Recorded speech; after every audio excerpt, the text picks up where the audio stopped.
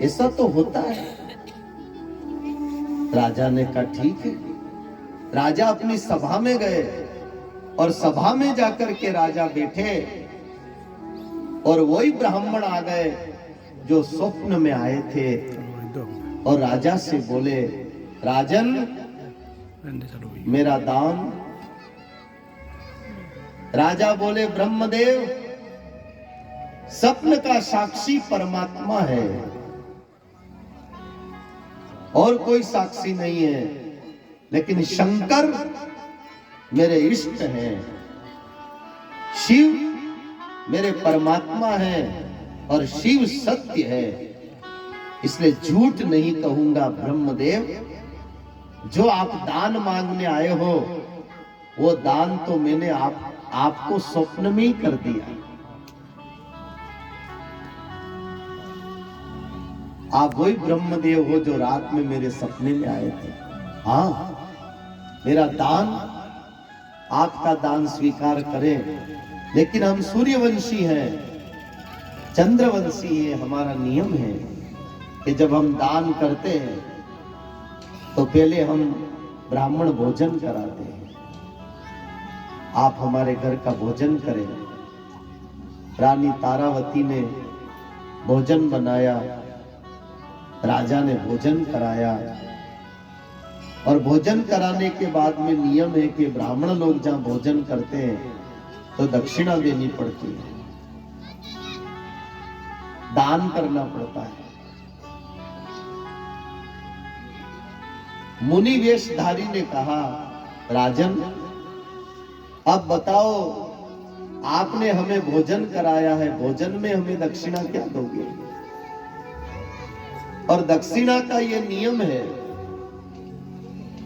दान का ये नियम है कि अपनी श्रद्धा से दो, और दक्षिणा का ये नियम है कि जो ब्राह्मण मांगे वो दो।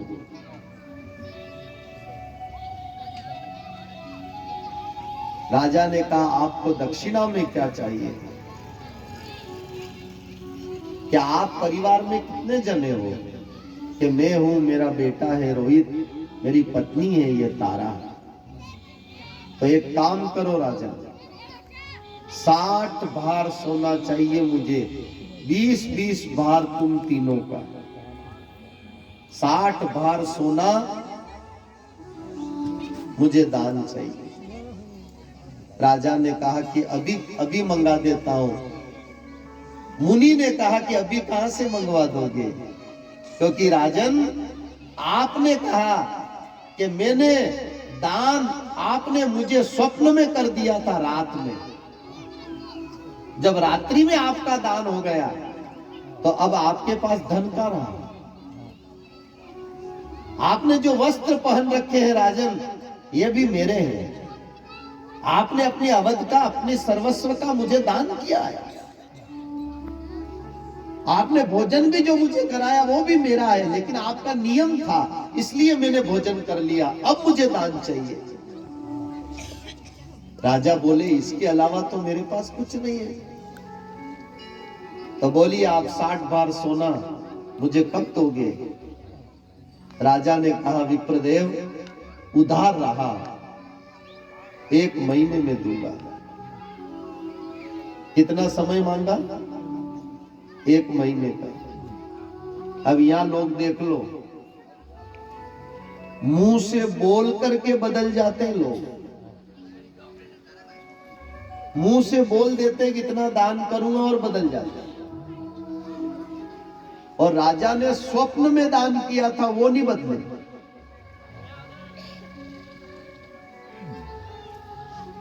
राजा दूसरे दिन राजशाही कपड़े उतार दिए, साधारण मानव के कपड़े पहने और महल से जाने लगे। माता तारा बोली, देव हाँ, मैं भी आपके साथ चलूंगी। नहीं तारा, तुम मत चलो। क्यों? तारा, अभी तुमने दुनिया देखी नहीं है तारा। ये जैसी तुमको दिखाई देती है ना, ऐसी है नहीं तारा। तुम दुखी हो जाओगी तारा। नहीं देव, सुख में रहूंगी तो आपके साथ, दुख में रहूंगी तो आपके साथ, चाहे कुछ भी हो जाए लेकिन मैं आपका साथ नहीं छोड़ूंगी। आप जैसे रखोगे ऐसे रहोगे। तारा मानी नहीं, साथ चल दी। महल से बाहर निकलने लगे, दरवाजे पर आए। 5 वर्ष का बालक रोहित खड़े। पिताजी, मां, आप दोनों जा रहे हैं, मुझे नहीं ले जा रहे? राजा बोले, रोहित तुम यही रहो बेटा, हमारे साथ मत चलो। नहीं पिताजी, मैं तो वही रहूंगा जहां मेरे पिताजी रहेंगे, जहां मेरी माँ रहेगी, जहां मेरे बाबा रहेंगे, मैं वहीं रहूंगा। मुझे ये महल नहीं चाहिए, मुझे ये धन नहीं चाहिए, मुझे ये वैभव नहीं चाहिए। मैं आपके साथ भूखा रह लूंगा, झोपड़ी में रह लूंगा, धरती पर सो जाऊंगा, भूखा मर लूंगा, प्यासा मर लूंगा बाबा, लेकिन मैं तो आप ही के साथ रहूंगा।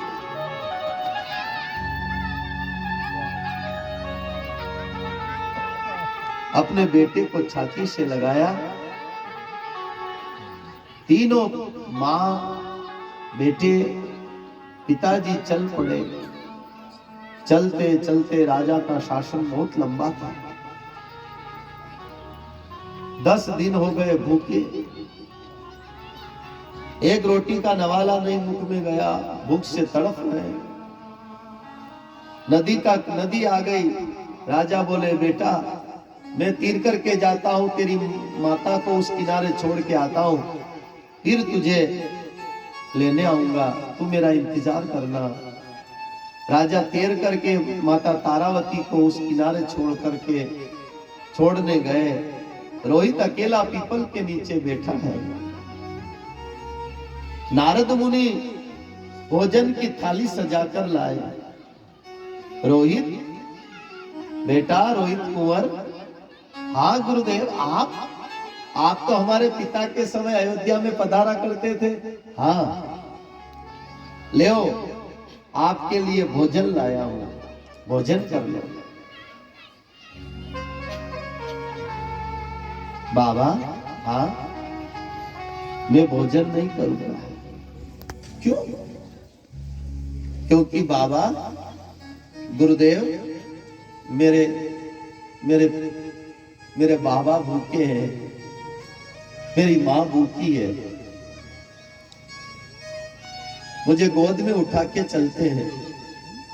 अरे बेटा, तेरे पिताजी ने भोजन कर लिया, तेरी मां ने भोजन कर लिया, और मुझे कहा कि मेरे बेटे को भोजन करा के आओ, इसलिए मैं तुम्हें भोजन कराने आया हूं।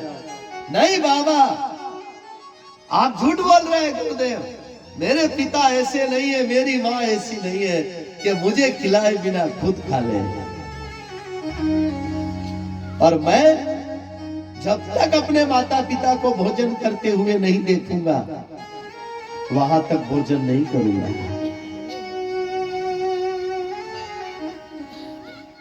नारद मुनि बोले, धन्य हो बेटा, धन्य हो, तुम्हारा कल्याण हो पुत्र। मैं तो तुम्हारी परीक्षा ले रहा था। और नारद मुनि गए, राजा आए। राजा रोहित को लेकर के उस किनारे गए।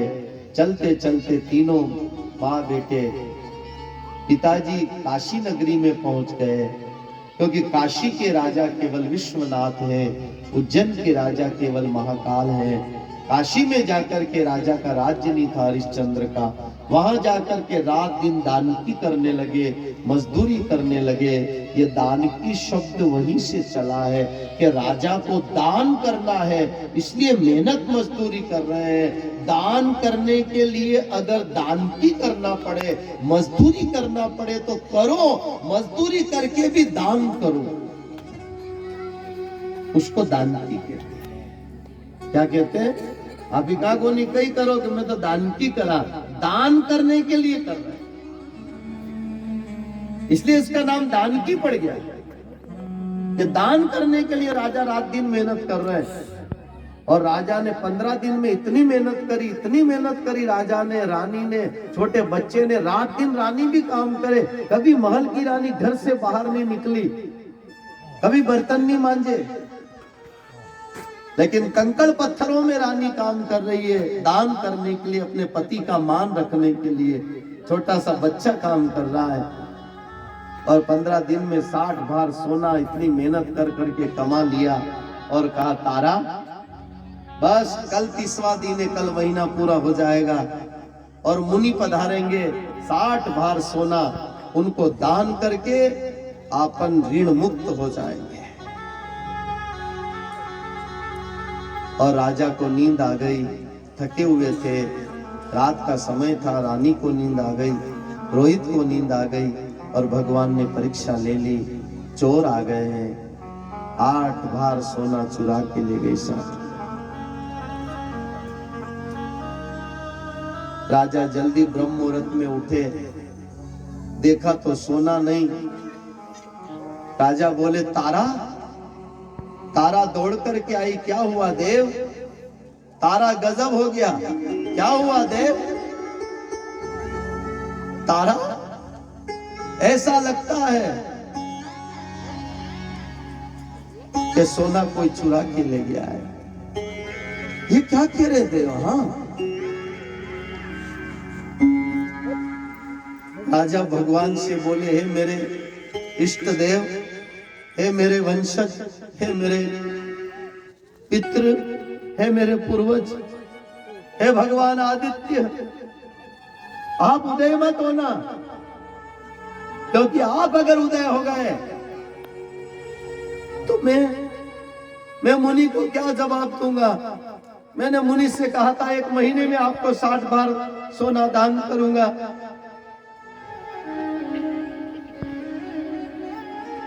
लेकिन भगवान आदित्य कहां रुकने वाले थे? भगवान सूर्य देव उदित हो गए। उदित होते ही ऋषि आ गए, राजन मेरा दान। राजा ने कहा, विप्रदेव क्षमा करना, भगवान सूर्य उदित तो हो गए हैं लेकिन अस्त नहीं होने दूंगा। अस्त होने के पहले पहले आपका 60 भार सोना को दान करूंगा। विप्र ने कहा, चलो कोई बात नहीं, शाम तक रुक जाते हैं। अब राजा के वश में था नहीं, क्या करते? राजा चले गए काशी नगरी में, जहाँ लोग बिकते हैं, मनुष्य बिकते हैं, वहां जाकर के खड़े हो गए, काशी वासियों मुझे खरीद लो, सारी उम्र तुम्हारी सेवा करूंगा, इतना बलवान हूं, चाहे जितना काम मुझसे करवा लो, मैं निद्रा का भी त्याग करने वाला हूं, रात दिन काम करूंगा, लगाओ मेरी बोली। राजा की बोली लगने लगी, 1 बार, 2 बार, 10 बार, 20 बार, 25 बार, 30 बार, और कल्लू भाई ने बोली लगा दी 40 बार।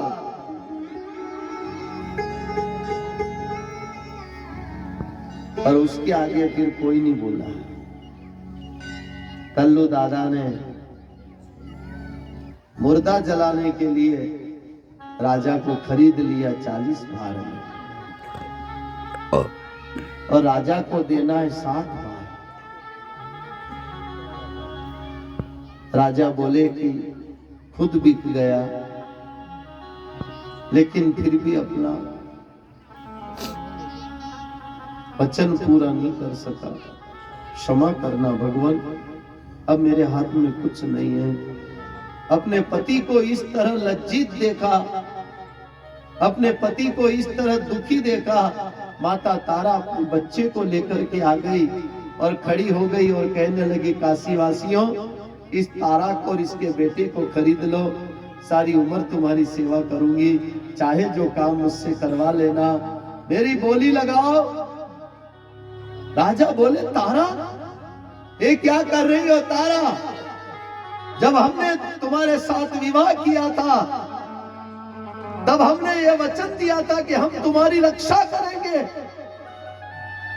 ऐसा मत करो तारा, हमारे लिए भरे बाजार में खड़ी मत हो जाओ तारा।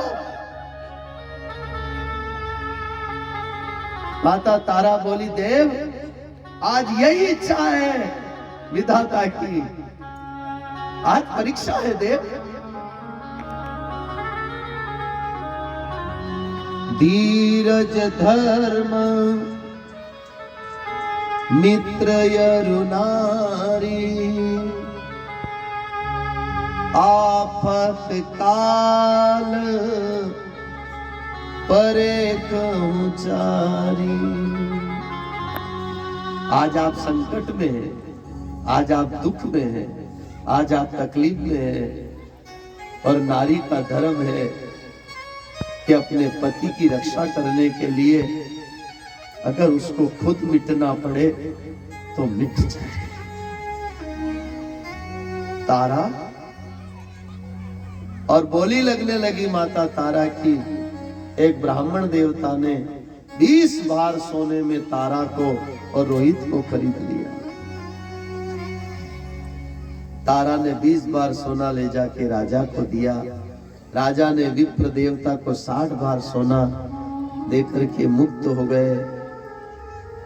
राजा रानी से बोले, रानी राजा से बोले, हमने आपसे कहा था तारा हमारे साथ में चलो, लेकिन आप मानी नहीं और चलिए। देखो तारा, देख ली दुनिया, आज बिछड़ना पड़ रहा है। तारा बोली, राजन अगर भगवान ने चाहा तो फिर मिलेंगे राजन। एक हंस और एक हंसनी बिछुड़ते सुहाए। एक हंस और एक हंसनी बिछुड़ते सुहाए। एक हंस और एक हंसनी बिछुड़ते सुहाए। एक हंस और एक हंसनी बिछुड़ते सुहाए।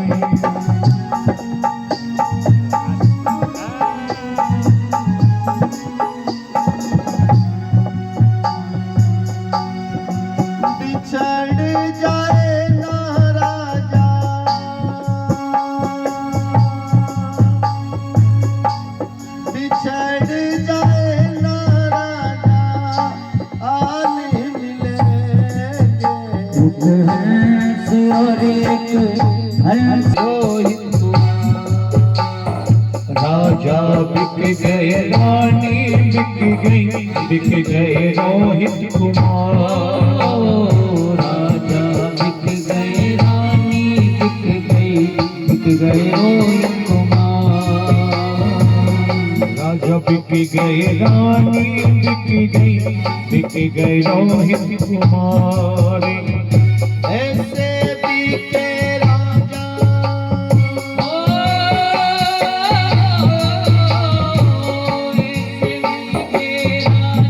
आँख में आए पानी।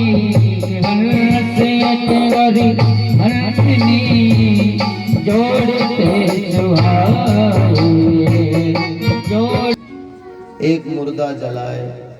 कल्लू दादा ने कहा, जाओ लकड़ी काटना हरे और मुर्दे जलाना, और 1.25 मीटर कपड़ा, 1.25 सेर खिचड़ी और 1.25 रुपया लेना। उसके बाद में ही किसी को मुर्दा जलाने देना। शमशान में सोना, शमशान में रहना, शमशान में खाना। जाओ, तुम्हारी ड्यूटी आज से शमशान में।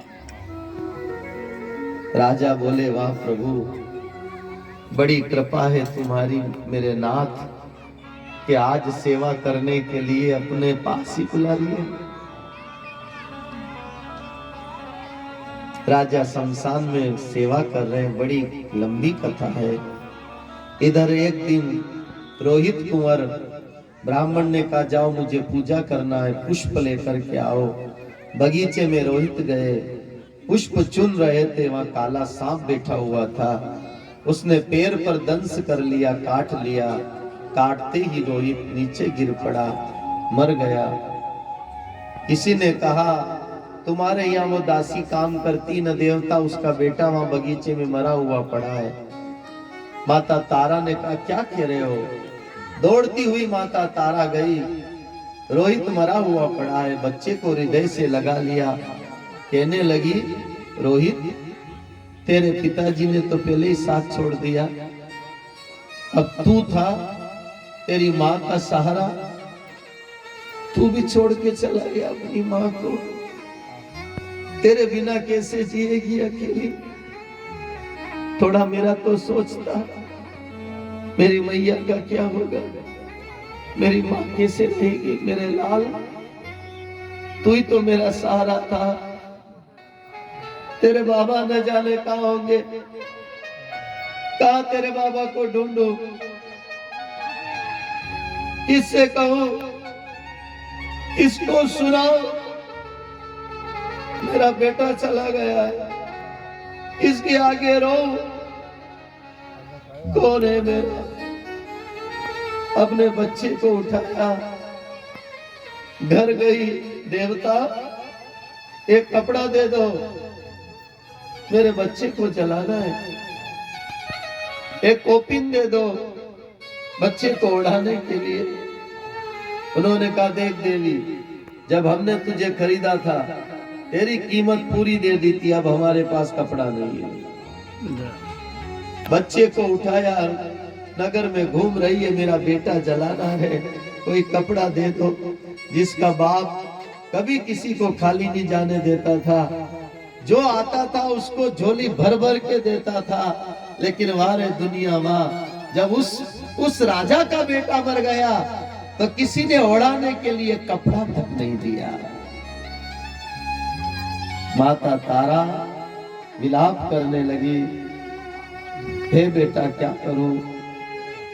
अब बेटे को देख देख करके रोती हुई शमशान में ले गई और बार बार लिपट लिपट करके रो रही है, कैसे जलाऊं मेरे लाल को? तारामती रानी रोवे। अपनी साड़ी फाड़ी, बच्चे को उड़ाया, खुला बदन हो गया। लाश लेकर के गई, लकड़ी जमाई, बच्चे को सुलाया, अग्नि देने की तैयारी करने लगी। इतने में आवाज आ रही, ठहरो। पहले 1.25 मीटर कपड़ा, 1.25 रुपया और 1.25 सेर खिचड़ी दो और फिर मुर्दे को जला। रानी ने पीछे मुड़ के देखा, देव आप? तारा तुम? क्या हुआ तारा? देव, जिस पुत्र को आपने वरुण देव से मांगा था, यज्ञ करके प्राप्त किया था, वो बेटा आपका लाड़का, आपका, आपके कलेजे का टुकड़ा, आपके कुल का दीपक, आपको छोड़ के चला गया। क्या कह रही हो तारा? हाँ, अच्छा हुआ आप मिल गए। नारी कैसे बेटे का संस्कार करती, अब अपने बेटे को जलाओ, इसका संस्कार करो राजा। राजा बोले तारा, ये मेरा बेटा नहीं है, ये तेरा पुत्र है, और मैं हरिश्चंद्र नहीं हूं, मैं तो मुर्दा चलाने वाला हूं। इसलिए एक काम कर तारा, पहले मुझे एक 1.25 मीटर कपड़ा दे दे, 1.25 रुपया दे दे, 1.25 सेर खिचड़ी दे दे और तेरे बेटे को जला। तारा बोली, देव, जब आपका बच्चा मर गया, किसी ने उड़ाने के लिए कपड़ा नहीं दिया, मैंने अपनी आषाढ़ी फाड़ के इसको उड़ाया, कहां से रुपया लाऊं, कहां से कपड़ा लाऊं? मेरे पास देने के लिए कुछ नहीं है। तारा सुनो, अगर तुमने मुझे कर नहीं दिया तो मैं तुम्हें मुर्दा जलाने नहीं दूंगा, और अगर तेरे पास रुपया नहीं है तो उठा अपने बेटे को और फेंक गंगा में।